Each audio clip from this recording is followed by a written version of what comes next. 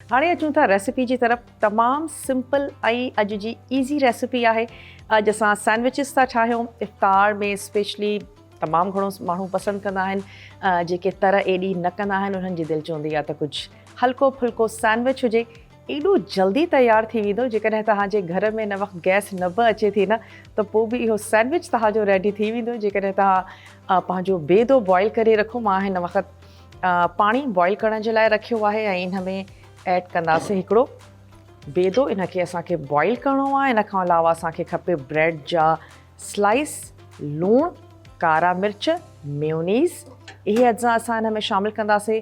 मां इहो बेदो हिन में शामिलु कयो आहे। थोरो इहे बॉइल थिए, हाफ डन थींदो, हिनखे असां लाहे करे रखंदासीं। मेयोनीज़ ऐड कंदासीं, लूणु शामिलु कंदासीं, कारा मिर्च ऐड कंदासीं, पंहिंजे ब्रेड जे स्लाइसिस ते इन मिक्सचर खे अप्लाई कंदासीं। इन खां बाद में तव्हां हिननि खे कटे करे ऐं सर्व कयो। बिल्कुलु रूम टेम्परेचर ते थधा बि सर्व तव्हां हिनखे करे सघो था। तमामु ज़बरदस्त लॻंदा आहिनि। ऐं असांजा उहे नंढड़ा ॿारड़ा जेके स्कूल वञनि था, उन्हनि जे लंच बॉक्स जे लाइ तमामु बहितरीनु आहे ऐं इफ़्तार जे लाइ तमामु बहितरीनु आहे। इनशाला अचण वारे जेके असांजा रहमत रमज़ान जूं एपिसोड्स आहिनि, उन में तलो कुकिंग ऑयल ऐं बनस्पति सां गॾु असां खोड़ सारियूं जेके रेसिपीज़ आहिनि उहे कंदासीं। ऐं फरमाइश हमेशह असांजे देसी खाधनि जी ईंदी आहे, तव्हां पकोड़ा ठाहिणु सेखारियो, बिरयानी ठाहिणु सेखारियो, त इनशाला ज़बरदस्त बिरयानी बि ईंदी ऐं पकोड़ा ऐं डिफरेंट तरीक़े जा रोल्स, समोसा, इहे तमामु जेके रेसिपीज़ आहिनि उहे मां तव्हां सां गॾु शेयर कंदमि। ऐं मां बि जॾहिं रोज़ो खोलींदी आहियां ऐं उनखां बाद में जेकॾहिं असांजा शोज़ हूंदा आहिनि, त टपाल मेज़बान प्रीमियर डस्ट जेसी ताईं न पीऊं त उहा एनर्जी न ईंदी आहे, उहा जोश, उहा वलवलो न ईंदो आहे। ऐं जीअं ई टपाल मेज़बान प्रीमियर डस्ट असां इफ़्तार खां बाद में ख़ासि करे पीअंदा आहियूं त असां में उहा एनर्जी अचे थी वञे ऐं उहा ताज़गी मोटी थी अचे। असां पंहिंजा कम जल्दी सां उथी करे ऐं करे था वञूं। सिंध जी नंबर 1 चांहि, छो त इन जो रंग, इन जी ख़ुशबू तमामु ज़बरदस्त आहे। अच्छा, थोरो बसि मां बेदे खे बॉइल थी कयां, थोरो इन जो हाफ डन इनखे कंदासीं।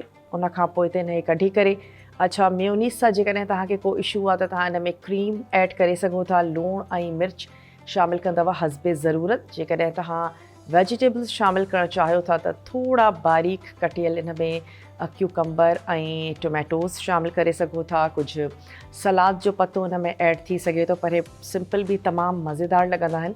त इन्हनि खे बिल्कुलु सिंपल रखंदासीं। जीअं ई बॉइल थी थो वञे असां पंहिंजी रेसिपी डन कंदासीं। चांहि सां गॾु तमामु मज़ेदार लॻंदा।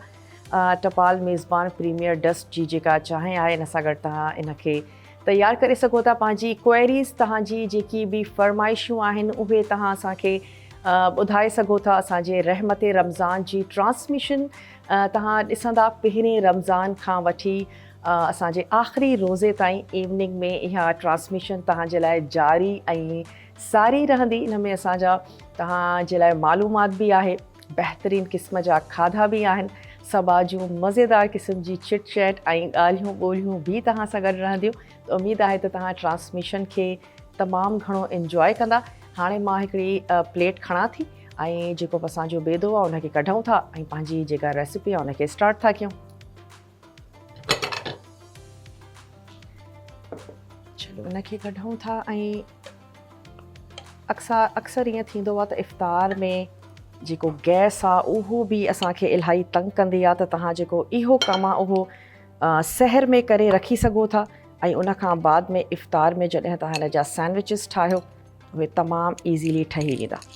चलो हाफ डन इहो थी वियो आहे असांजो।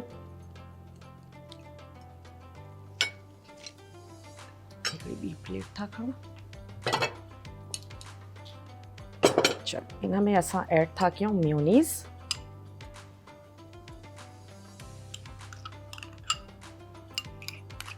छो त मेयोनीज़ या क्रीम ऐड करण सां तव्हांजा जेके सैंडविचिस आहिनि उहे सॉफ्ट तयारु थींदा।